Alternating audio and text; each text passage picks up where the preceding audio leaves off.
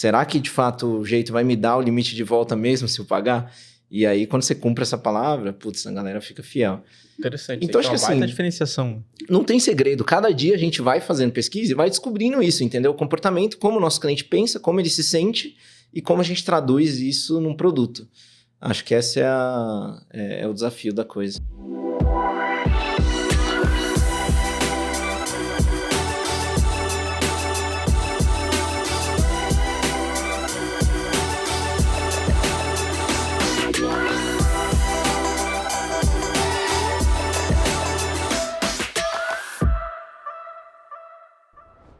Olá, caro ouvinte, estamos começando mais um episódio do Mesa de Produto e hoje a gente vai bater um papo super interessante sobre a criação de um produto digital que tem impacto social e está fazendo várias inovações no mercado.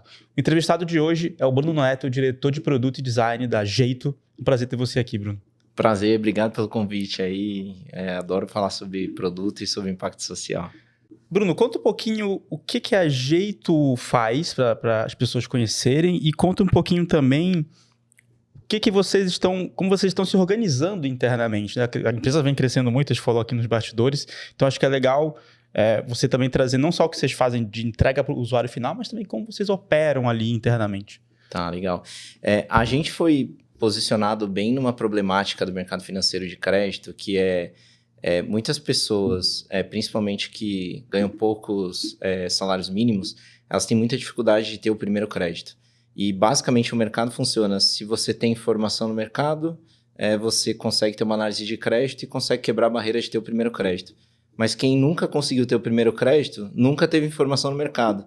Então isso vira um ciclo, né? Que quem nunca conseguiu o primeiro crédito não consegue entrar, e daí ele não consegue entrar mais. Então, a gente desenvolveu um primeiro produto, que é um produto de baixo valor de crédito. A gente não chama de microcrédito, sim de baixo valor. A gente começa em R$30. E esse primeiro produto, a gente abre bastante a porta para muita gente conhecer o seu primeiro crédito. Para você ter noção mais ou menos dos números, 35% do nosso público que entra nesse produto pegou o primeiro crédito pela primeira vez na vida. E essas pessoas chegam a ter banco ou nem banco elas têm? Porque tem uma população grande desbancarizada, né, no Brasil.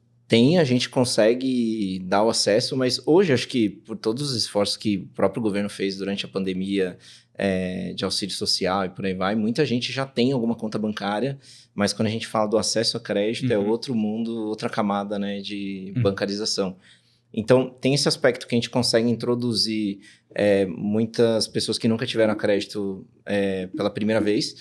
E depois que a gente introduz, a gente tem uma preocupação grande também com o superendividamento. Então, por isso a gente começa pequeno, vai observando, dando crédito, aumentando conforme o uso. E aí, se os nossos clientes conseguem evoluir nisso, pagar em dia e organizar suas contas, a gente evolui para um outro tipo de produto que a gente dá um empréstimo pessoal. Normalmente, o uso desses dois produtos são bem distintos. Esse primeiro, do crédito de valor pequeno, os nossos clientes usam para cobrir aquelas contas que, às vezes, eles não conseguem fechar no mês. Então, a nossa base é muito composta por pessoas autônomas, e a gente até gosta de definir nosso público como quem faz muito com pouco, porque é quem está apertado financeiramente, né? Tem um salário justo ali, mas... Cara, é empreendedor, corre atrás, sabe? Às vezes está com 5 iniciativas para gerar renda. E a gente sabe que a vida do autônomo ela é complexa, né? Em termos de fluxo de caixa, porque chega no fim do mês, você às vezes não tem previsibilidade de dinheiro e por aí vai. E sempre falta aquele dinheiro para você comprar, o produto que faltou na mesa no final do mês, ou pagar aquela conta que você vai cortar a luz, ou até investir no seu negócio, que às vezes você compra produto, matéria-prima. Então a gente vê muito esse uso nesse crédito de valor menor. Ele é um crédito também que rotaciona, então a gente dá 40 dias de duration nele, então você pega um crédito, você tem um limite, você vai usando conforme consumindo desse limite, no final te dou uma fatura para você pagar. Parecido com a dinâmica de uma mistura no cheque especial com cartão de crédito, mas sem toda aquela complicação de ter um plástico, a gente opera no Pix. A pessoa recebe um Pix, fecha com você e já recebe um Pix na conta dela. Você faz um onboard muito simplificado, ganha o seu limite, consegue ir usando fazendo Pix. Você transfere para outros lugares através daquele limite. Tudo que você usou, eu tarifo na cabeça com muita clareza para o nosso cliente. E aí, no fim do mês, eu gero um bolet Pix com todos aqueles gastos que você fez no mês. Esse é o produto de entrada, que a gente quer que as pessoas conheçam o crédito, degustem e aprendam a usar ele com essa preocupação de superendividamento. E aí, quem vai bem nisso, depois a gente tem o empréstimo pessoal, que aí é um empréstimo que, putz, quando você pega, ele é um valor maior, eu vou de R$600 até uns 3 mil, e esse você pode parcelar em até 18 vezes, com ticket em média ali de R$1.000, e esse você vai pagando por mais tempo. Então, esse a gente dá para uma parcela mais restrita da base que conseguiu, de fato, aprender a usar o crédito. E também o uso desse, ele acaba ou entrando ainda com caráter mais emergencial, com perfil de, putz, precisei de uma emergência médica ou um remédio, ou também investir no seu negócio. Como eu comentei, muitos dos autônomos ali precisam de um capital a mais para conseguir expandir o negócio e eles usam muito isso. Então, o jeito começou basicamente com essa temática de quebrar essa barreira da inserção das pessoas no mercado de crédito. Mas vocês operam como se fosse um... Fiquei curioso porque é um tema que eu estou olhando muito, a lógica de criar produtos pensando como se o produto fosse um funil. Porque pelo que você descreveu, parece essa lógica. Tem a entrada no crédito de baixo valor e depois vocês oferecem o empréstimo, que é um ticket maior para quem já soube usar o crédito, foi o que você disse. Mas... E se uma pessoa não tiver usado o crédito de vocês e quiser ir direto para o empréstimo, ela consegue ir ou ela tem que passar pela etapa do funil? A gente consegue dar... A gente até chama de um empréstimo direto, que é quem consegue no primeiro cadastro já. Mas é uma base muito mais restrita, porque também a gente tem uma preocupação muito grande com o superendividamento. Se eu dou um empréstimo já com ticket mais alto para uma pessoa que eu ainda não conheci, não me relacionei, pode ser que eu acabe atrapalhando o fluxo de caixa dela e ela se enrole, né?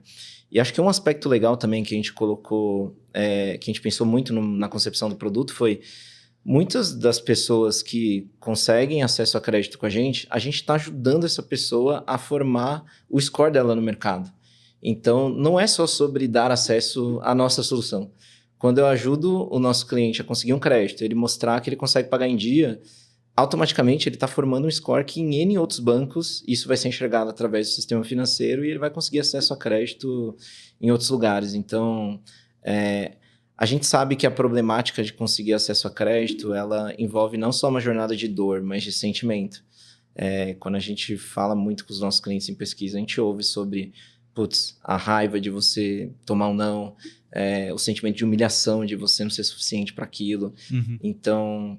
A gente percebe que quando a gente consegue quebrar essa barreira e ser o player que esteve lá quando os nossos clientes mais precisaram, isso gera um vínculo até emocional, assim, com o produto e com a marca.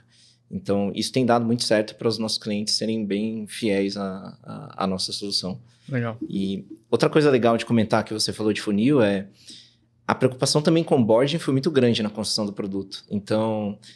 hoje, para tomar a decisão da análise de crédito, a gente pede 2 informações só telefone e CPF. Caramba, e com isso, eu rodo um algoritmo da NASA, a gente usa IA também, e a gente busca N outras variáveis de informação também dentro do celular para a gente conseguir fazer uma modelagem mais completa, e aí a gente consegue dar a decisão ali. Além de poucas informações, a gente fez um onboarding rápido, então eu dou a decisão de crédito em mais ou menos 2 minutos. O que, se você for ver, na média no mercado, você normalmente toma uma resposta em um dia, né? Você tem que esperar um dia para sair.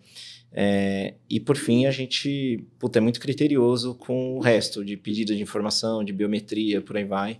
Então, essa parte já é essencial. Assim, se você começa um crédito, que você precisa de muito dado, muita coisa complexa, do tipo selfie, como você faz essa jornada, você já morre aí, né? Porque muita gente não vai conseguir quebrar essa barreira da fricção.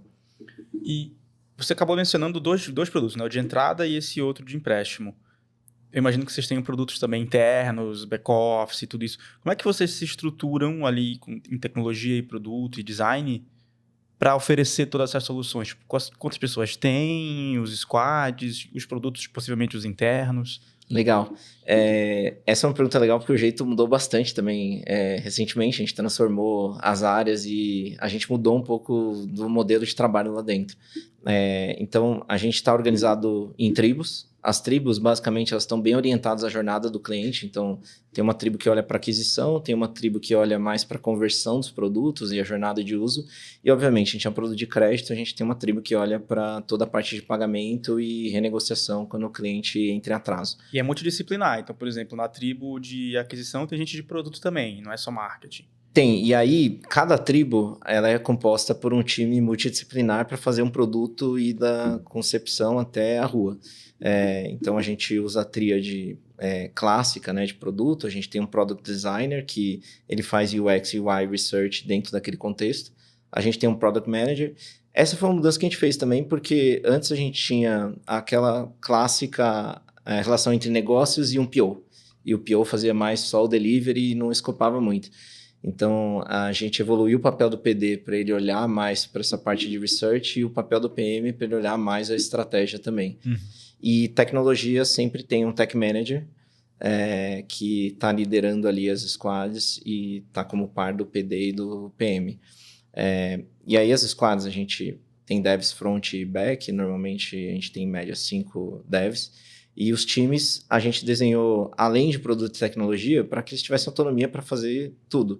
Então, eu tenho operações, que traz toda a visão do atendimento. Putz, a gente vai lançar um produto com fluxo manual, é o time de Product Ops que pensa em como colocar isso na rua. Mas aí, por exemplo, operações e Product são uma espécie de time ou tribo transversal, né? Eles atendem todo mundo ou eles ficam dentro de uma tribo específica? A gente tem um chapter, né? Que no fim é o time de ProdOps, que tem um líder de capítulo, que é quem lidera toda essa galera. E os analistas de ProdOps estão distribuídos dentro das tribos. Então, putz, quando um PM vai pensar no produto, já tem uma pessoa de ProdOps pensando na concepção daquele produto, já, putz, como isso vai nascer no atendimento, como vai nascer em operações. Mal, hein? Organizar fluxos manuais, documentar processos, medição e etc. Assim como a gente tem outros times que apoiam. Então, tem o PMM, que ele pensa em todo o go-to-market. E uma coisa, depois a gente pode explorar mais aqui também, mas eu acredito muito na construção de produto com marca junto. Acho que as empresas que conseguem entregar na marca uma coisa que a marca fala e o produto, quando você vai usar, entrega a mesma coisa, é sensacional. Então, o PMM, ele está ali já pensando em, como ele conecta a marca e faz toda a execução do plano de go-to-market também. E aí, bom, enfim, tem N outros papéis, risco, growth, todas essas pessoas estão alocadas ali dependendo da necessidade de cada tribo para a realidade. Legal, eu queria até entrar um pouco mais em topologia também porque é um tema que eu estou, no momento, repensando na própria PM3, então são dúvidas que acho que pode ser da audiência também. Como era antes? Você falou que vocês passaram por uma mudança. Como era antes? Era mais separado? Já era multidisciplinar ou não? Como funcionava? Para entender os motivos pelo qual vocês mudaram. Legal. Eu acho que antes a gente não tinha times multifuncionais, então a tech ficava num time separado até, a gente não tinha squads multidisciplinares até dentro de tech, a gente tinha front-end separado de back-end e os POs ficavam dentro da tecnologia, então pelo menos isso estava próximo, né? Existia alguma relação ali, mas as áreas de negócio, elas estavam muito distantes. Então, era marketing? Era marketing. Crédito era crédito separado? Aí tinha um time financeiro e essas áreas meio que definiam a estratégia e isso estava muito distante da tecnologia. Então, a primeira coisa... eu gosto muito do livro da Melissa Perry lá, do Escaping the Build Trap. A primeira coisa que eu peguei os pontos ali que a gente fala sobre você estar na Build Trap e eu rodei uma pesquisa na empresa. E claramente, assim, os problemas que a gente via, as pessoas não estavam alinhadas. Então, quando eu perguntava qual era o propósito da empresa, cada um estava indo para um lado. Outra coisa era a gente estava distante do cliente. Então, poucas pessoas falaram com o cliente nos últimos 6 meses. Essa foi uma das perguntas que eu fiz. As pessoas embasavam pouco dado para tomar decisão e também acompanhavam depois do lançamento. E as decisões eram mais centralizadas. Então, às vezes um líder que pedia para construir o produto. Então, isso deu um diagnóstico claro, assim, de que as áreas estavam muito segregadas e que os times não tinham muita autonomia para rodar e tomar uma decisão. E aí, eu penso muito que você concentra muito a decisão em poucas pessoas, ela acaba perdendo a oportunidade de ser muito maior que o pensamento de uma pessoa e um pensamento multidisciplinar, né, de muito mais gente. Então, essa mudança foi muito deu um trabalho grande fazer Imagino. a gente definir, né, no Bits and Bytes, porque uma coisa é teoria, outra coisa é quando você vai para a prática e tira a dúvida da galera. O que você viu na prática de problema na mudança? Cara, acho que Desafios, né? Não, desafios. o primeiro desafio que, se eu fosse passar por isso de novo, eu declararia muito claro papéis e responsabilidades de todas as áreas, porque acho que algumas a gente na mudança, putz, não deixou tão claro, as pessoas sentaram na cadeira e, putz, se elas não tinham claro exatamente o que era esperado delas no papel, dá tilt aí, né? E isso, acho que o primeiro passo é fazer isso e o segundo passo isso precisa estar muito bem alinhado com toda a liderança da empresa. Porque, no fim, as pessoas que estão na realidade ali, tocando dia a dia, se o líder delas não está alinhado sobre o papel delas, a primeira coisa de conflito, a primeira dúvida que ela tiver que ela recorrer ao líder, vai dar pau aí, entendeu? Então, acho que alinhamento foi a primeira etapa que a gente quebrou bastante a cabeça ali. E se eu pudesse fazer de novo, eu faria melhor ainda. Eu faria mais, deixaria tudo bem documentado, pararia o time, discutiria, tiraria dúvidas. Acho que essa foi a primeira coisa.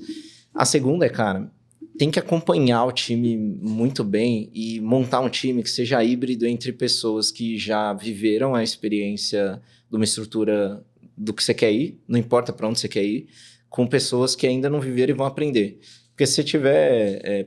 beleza. Se você for contratar todo mundo que precisa ir, você precisa montar o time do zero. E aí você vai perder conhecimento, você vai perder time. Fora que tem as pessoas que já estão na empresa.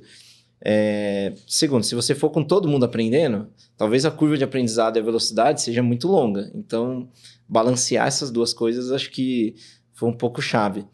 A outra coisa no meio dessa mudança toda, a gente cresceu muito. A gente cresceu o jeito de... A última vez que a gente falou, não faz nem um ano, a gente estava com 200 pessoas, já está com 260, 270. Uhum. Então foi um desafio muito grande crescer a estrutura, sabe? Recrutar, trazer pessoas que estavam alinhadas tecnicamente, de cultura com a empresa. E acho que outro desafio é as pessoas chegam e elas não conhecem do negócio. Então tem uma curva de aprendizado também para que a gente consiga enxergar valor. Você tem a sensação, porque eu tenho essa percepção e eu não vejo as pessoas falarem tanto, nem mesmo em livros, eu não lembro de ter lido algo sobre isso. Mas a impressão que eu tenho é que quando a gente vai para um modelo multidisciplinar, a gente precisa ter mais pessoas. Porque exige mais de quem está executando, porque ela tem que ir mais funda em vários contextos, e também exige mais da gestão de pessoas. Porque você começa a ter... um gestor agora vai estar gerindo muitas vezes pessoas em times, às vezes em tribos diferentes, dependendo da situação. Você sentiu isso lá nessa hora dessa mudança? Eu acho que todo lugar que eu passei que teve essa transformação é um desafio, e acho que esse é um ponto importante.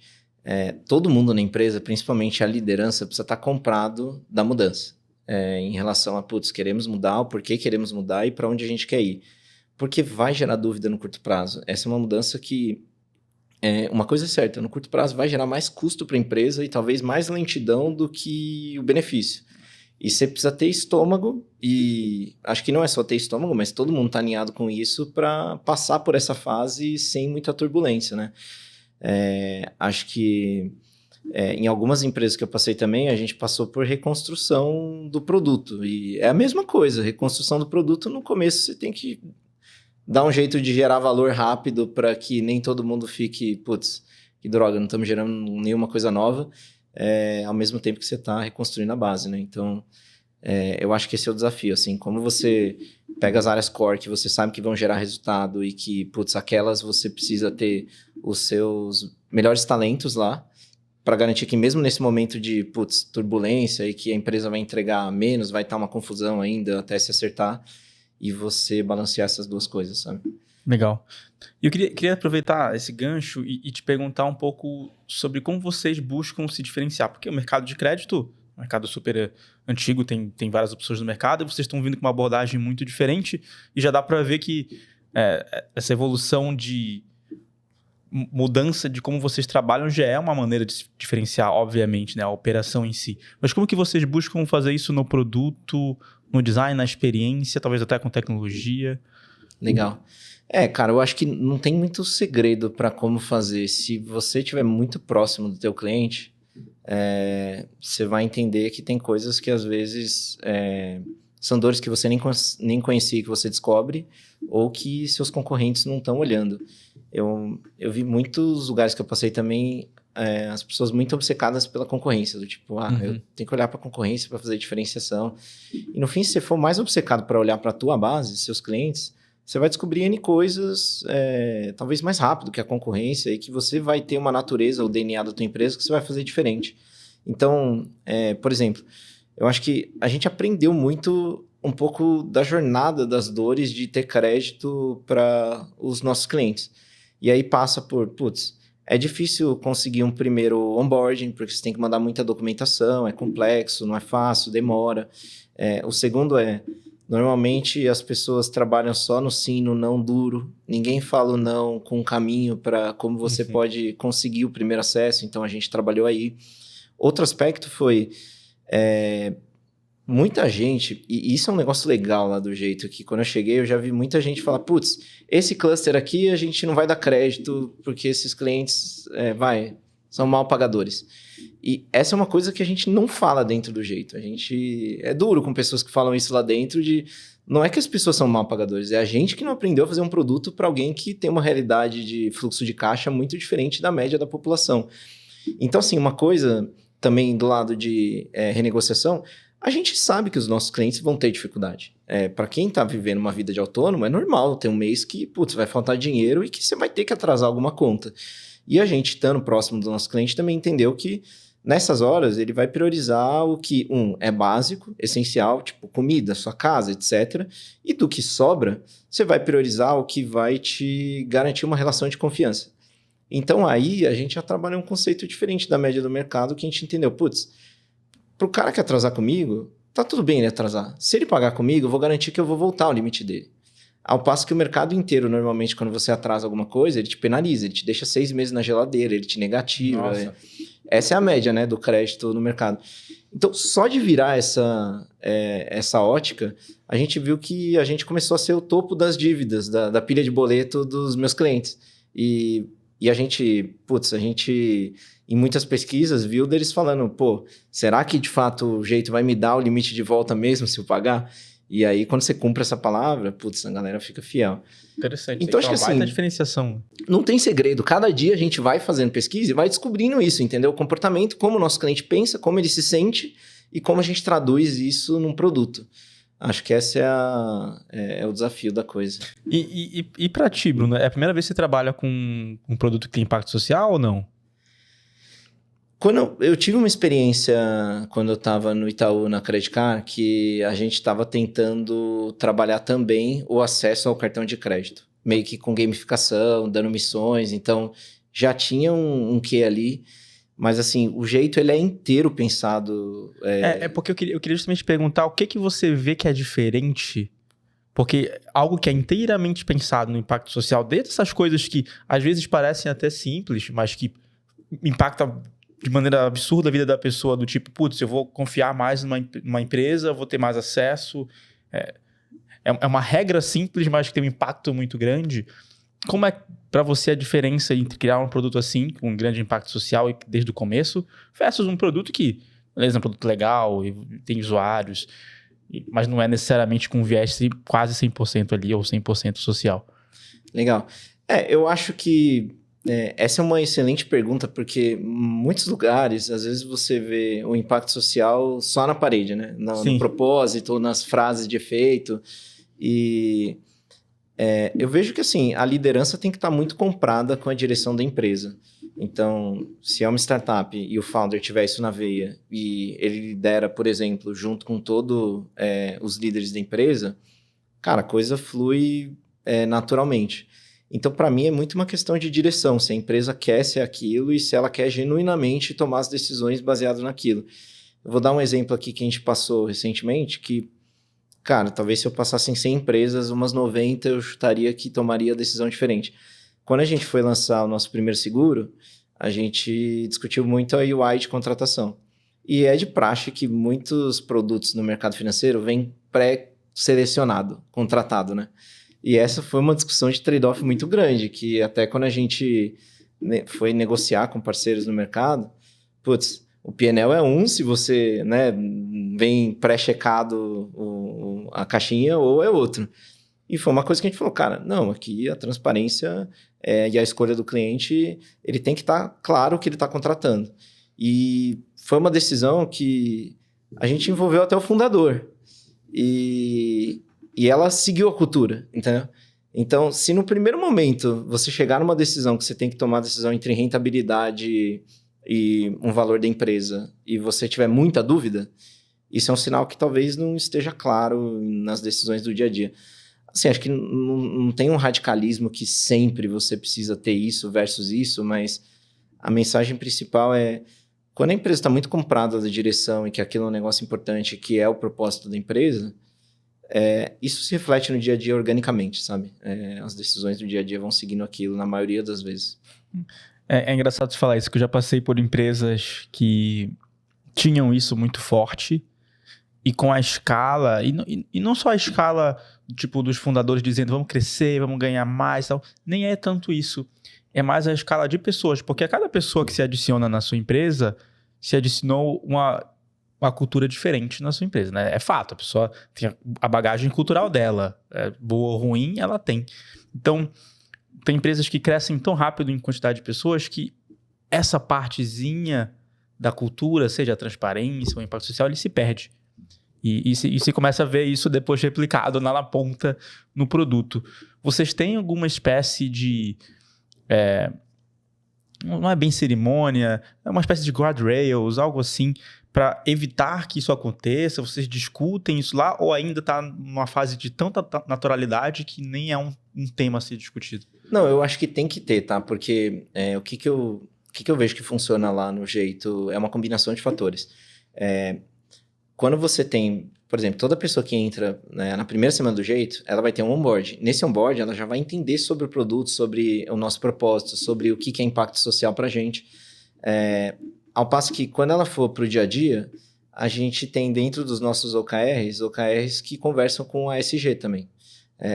E isso já dá um guardrail de, putz, como ali no dia a dia as direções estão setadas e você tem um direcionamento.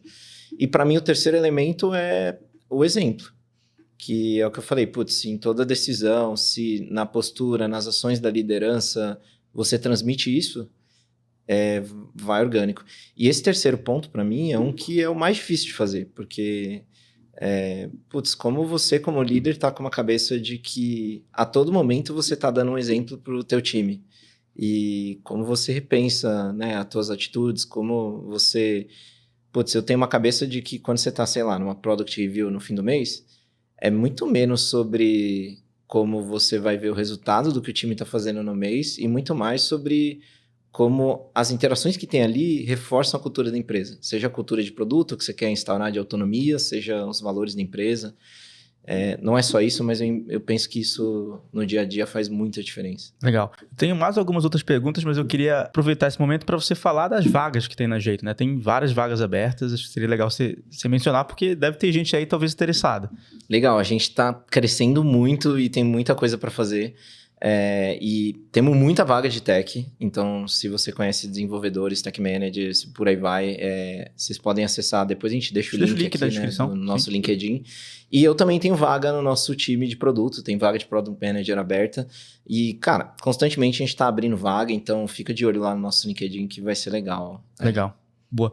E para você que está ouvindo e se interessou, a Jeito também vai estar no Product Camp, que é o nosso evento que acontece no dia 3 e 4 de dezembro. Vão estar com o stand, vão ter vagas ali também, vocês vão poder conhecer as pessoas da Jeito, o próprio Bruno pessoalmente. Então, se você tem interesse também no Product Camp, os ingressos estão disponíveis, tá? E nos finalmente, você consegue também clicar e acessar com o link aqui na descrição. Legal, e a gente se fala lá, vamos ter muito tempo para contar mais sobre os cases e ouvir de vocês. Sim. Legal. E Bruno, uma outra pergunta que eu queria te fazer é um dilema que eu vejo que acontece em praticamente todas as empresas e eu fiquei curioso para saber como é na Jeito. É sobre vocês costumam construir tudo in-house ou vocês contratam ferramentas terceiras que são muitas vezes white label para fazer parte desse processo? Como é que é essa tomada de decisão de vocês lá? Legal. Putz, eu acho que não tem certo ou errado, a gente avalia caso a caso. E aí, acho que um pouco do como a gente toma a decisão. A gente olha se é core para a empresa e a gente quer ter controle. E outra coisa é custo-benefício. A gente olha também, putz, qual o esforço de eu construir isso dentro de casa, versus eu pegar algo de mercado, versus o custo que eu vou pagar por isso e como, no fim, o nosso negócio, ele é um negócio de muita base de cliente com pouca margem para o cliente. Então, uma coisa que a gente toma muita decisão é, putz, quanto a mais de custo eu estou colocando por dentro do LTV do cliente, se isso se paga. E aí a gente faz esse trade-off de se vale a pena construir em casa ou não. Aí, por exemplo, né, o nosso motor de decisão, uma boa parte dele está construído dentro de casa, a gente é o core da empresa, a gente tem muitas variáveis de risco, mas, por exemplo, toda a parte da conta digital, como a gente opera o crédito, a gente usa parceiros de base, de CAS, porque é um negócio que a gente vê, putz, é padrão no mercado, é um negócio complexo de construir, por que eu vou construir um sistema de crédito, sendo que tem alguém que vai ser muito melhor que eu? Aí o business de vocês é a decisão. Exato. Então a gente foca muito mais na jornada e nas coisas que a gente precisa internalizar que vale a pena ou pelo trade-off de custo ou pelo trade-off de ser core da empresa. Legal. E engraçado você falar, porque você tocou muito no ponto de basicamente medir ROI, LTV, coisas bem de negócio. E tenho visto muito no mercado, muita gente de produto até hoje falando menos de negócio, falando, não, a gente tem que construir. Meu time aqui, meu squad aqui, a gente vai construir features. Vamos construir, gente, tá aqui nossas próximas features. E as pessoas não param, às vezes, para fazer conta, né? Que um time tem um custo muito alto, o time inteiro de tecnologia. E a cada mês ou cada semana que passa aquele time construindo algo que poderia ter sido contratado, às vezes não vai compensar. Então é legal vocês terem esse racional lá, que eu vejo que é uma imaturidade de muitas empresas, inclusive. Putz, é muito, cara. E eu dei a sorte de ter... quando eu fiz minha carreira em produto, eu comecei trabalhando em pricing, então não tinha nada a ver com fazer produto, mas eu fazia conta o dia inteiro de como o MDR das maquininhas deveria ser composto para dar ROI. Então, Perfeito. No meu primeiro emprego como estagiário, eu aprendi a fazer conta de ROI, entendeu? E aí, isso foi se formando, eu fui passando em outras áreas de negócio, você vai formando essa carreira. E, putz, eu vejo que, às vezes, em produto, se você começa só em produto e não busca outros conhecimentos, ou não é aquele product manager curioso que, putz, senta com a área de dados para entender o que eles estão fazendo e aprende, é uma carreira dura de produto, porque você tem que saber um pouco de tudo. Você é o orquestrador da empresa, né? Então, realmente, essa é uma dificuldade que eu vejo no mercado de contratar e desenvolver product managers com toda essa ótica. Legal. E o que vocês estão imaginando de próximos passos da Jeito, futuro e, enfim, novos produtos? O que você tem pensado aí? Tá, legal. Esse é um assunto legal porque quando, no ano passado, a gente fez um trabalho legal de, a gente sabia que a gente queria dar alguns passos além com a construção de marca e tornar o Jeito cada vez mais conhecido e levar o nosso propósito de marca. E também reformular a estratégia de longo prazo de produto e evoluir ela, né? E aí, a primeira coisa que a gente fez, a gente trabalhou com uma parceira que era uma antropóloga e ela fez um estudo muito profundo da nossa base. A gente foi conversar com os nossos clientes sobre dinheiro, sobre dia a dia, sobre como era a relação do dinheiro com a família dele, com o local que ele morava, com o lazer, com o trabalho e por aí vai. E a gente passou, eu diria que uns 2 meses fazendo esse trabalho mais profundo fora do dia a dia. Então, as squads estavam tocando pesquisa e desenvolvimento de produto local e a gente olhando para essa visão mais macro. E nunca vi uma empresa contratar uma antropóloga, é bem interessante isso aí. Bem interessante. E acho que o porquê que a gente foi buscar era, eu queria ir além da dor, eu queria entender o sentimento. Então, parte do que eu falei lá no começo do podcast, de que, a pessoa se sente humilhada, que ela se sente com raiva, é aí que a gente queria entrar para fazer um produto que as pessoas se apaixonam. E aí, mapeamos tudo isso, e com isso a gente conseguiu definir não só um plano de para onde marketing podia caminhar. Então, obviamente, essa não foi a única variável para marketing definir o plano dele, mas ele bebeu da mesma fonte de dados e a gente definiu uma estratégia de produto. E acho que ficou muito claro que a vida dos nossos clientes ela é vivida no hoje, no presente, e que, dia a dia financeiro é quase que um malabarismo, assim, de equilibrar vários pratos. Então, o crédito é o produto core para os nossos clientes, e a gente já faz isso bem. A gente consegue dar acesso para as pessoas, a gente consegue evoluir, etc. A gente tem um produto de crédito bem setado para o nosso público. Mas a gente entende que a gente podia ir além. E a nossa visão, a ambição interna da empresa era, vamos diversificar a prateleira de produtos. A gente sabe que a gente é muito concentrado hoje em produto no crédito, a gente quer diversificar também o nosso P&L. E aí a gente encontrou essa forma de, para o nosso público, se a gente entregar serviços que têm muita identidade com o nosso público, com as dores do dia a dia dele, que mexe com os sentimentos dele, e que isso esteja conectado ao crédito, tudo amarrado numa solução única, e que ele entenda que, ao estar com isso aqui, eu tenho um crédito melhor. Acho que esse é o caminho que a gente definiu. Então, a gente está olhando para N outros produtos e tentando fazer eles com a cara do nosso público conectado ao crédito. Então, por exemplo, acabamos de entrar no mercado de seguros. E aí lançamos seguro prestamista. A primeira coisa que a gente fez foi, a média de prestamista no mercado ela é muito focada em quem é CLT, né? E com péssimas coberturas para quem é autônomo. E a nossa base é super autônoma. Então, a gente desenhou um produto específico que tem uma cobertura muito clara para autônomo e que está atrelado ao produto de crédito. Então, a ideia que a gente está indo é meio que nesse caminho de diversificação, a gente está olhando para outros e a gente entende que a gente pode ir mais além no consumo. Porque, no fim, eu já dou o crédito, né, que meu cliente acaba usando para alguma coisa, mas eu não participo da jornada de consumo e a gente está olhando para isso com carinho. Então, tem muita coisa para construir. A gente, já tem 9 milhões de clientes na base, então... Nossa, eu tenho uma base que é fiel e que, hoje eu estou num pedacinho pequeno, né, da vida dele com crédito, eu poderia estar muito além. E o negócio legal é que, o próprio seguro prestamista que a gente lançou, a gente entendeu que, baseado no que a gente viu da realidade vivida no presente, o que o empréstimo te entrega é tranquilidade, né, no fim. Você tem a tranquilidade hoje que você está coberto para caso alguma coisa venha acontecer no futuro. E esse foi um exemplo legal, que o go-to-market dele, a gente fez uma parceria com o MC Bean e ele que trouxe um enxoval de, tá tranquilo, tá favorável no empréstimo segurado. Então foi um exemplo de como a gente entregou marca, falando junto com o produto, com o lançamento, com as duas coisas, bebendo da mesma fonte, sabe? E a tendência é cada vez mais a gente... Isso gera uma conexão das pessoas com o produto, com a marca, quando é junto, assim, absurda. É isso. E eu acredito muito nisso. É o case que a gente está vendo. A gente foi também agora, mais recentemente, a gente patrocinou a Supercopa Pioneer, que é o futebol de várzea, que é, cara, uma coisa consagrada nas comunidades. Que legal. Então, e além disso, a Batalha de Rima, a Batalha da Aldeia, a gente foi o primeiro player do setor financeiro a patrocinar a Batalha de Rima. Então, são movimentos que o marketing está fazendo e a gente está tentando trilhar com o produto, entregar esse mesmo valor para que as pessoas olhem para o jeito e enxerguem a mesma coisa. Que legal, muito bom. E é interessante porque, bom, a gente se conheceu há mais ou menos um ano atrás e, coincidência ou não sei dizer, mas eu comecei a ver muito mais coisas da Jeito nas redes sociais e em outros lugares, então... Até mesmo no cenário tech eu tenho visto um pouco mais dos cases de vocês do que antes. Então, dá para ver essa trajetória aí de crescimento.